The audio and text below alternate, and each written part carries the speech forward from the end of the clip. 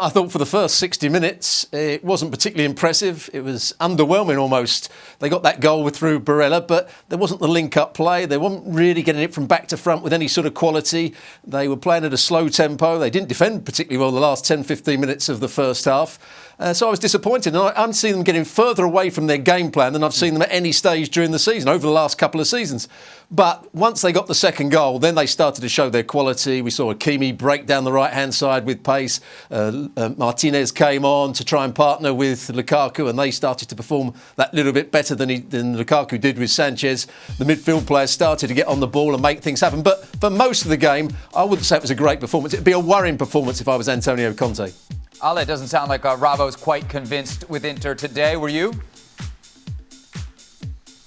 No, but I haven't been convinced by Inter all season long, and yet they're first in Serie A. And so you watch this team play, and it doesn't really jump out at you. It really doesn't kind of highlight some of the things that they can do well. A lot of the times it's a team that is very, very content with just defending deep in their own half, and then they regain possession, they go on a counter, score with a counter, and then, okay, that's fine, no problem, this is how we're going to play the game. You may have thought after they scored the first goal that this was the moment in which they were really going to get after Fiorentina. Instead, they allow Fiorentina, a team that struggles to score goals, to have opportunities and to create a couple of chances, and Handanovic has to come up with a save. Fiorentina, and I had to look it up because they didn't look like they were going to score any time today.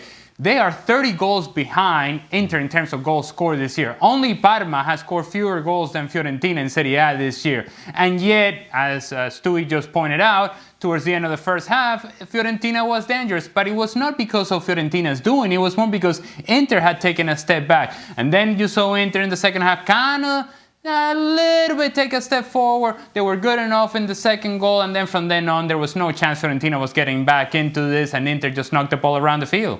And Robbo, they may be, first place in the table right now, but that's exactly the concern with Inter, isn't it? When we talk about the potential of them winning the league, most of the damage that they've seen this year so far has been self-inflicted. Yeah, and what they try and do, once, as Ali just said, once they start playing their attacking football, they look dangerous. They've scored as many goals as anybody in Serie A at the moment. They look as though they can be threatening. But as soon as they get themselves in front, they then go back into trying to play out from the back. I know they're trying to suck the opposition on so they can get it into the front place. But they make bad decisions at times at the back. They play it too slow. It goes into Brozovic. He goes back to Bastoni. Bastoni goes back to Handanovic. And it encourages the opposition to get that little bit higher up the field. And they get caught in little tight areas. And that's when they look a poor side. If they carried on, get it into the front two, and if they can't get it into the front two, keep switching it out to the wing backs, and the wing backs doing things at pace and getting crosses into the box, they're an excellent side. But they go away from that, and whether that's the manager or the players themselves, they go back to playing at a slow tempo, and that's when they cause themselves problems. They did it against Juventus in midweek in the Coppa Italia. They started to do it in the first half of this game against Fiorentina. That's a major worry for them. Thanks so much for watching ESPN on YouTube. And for more sports highlights and analysis, be sure to download the ESPN app. And for premium content and live streaming, subscribe to ESPN Plus.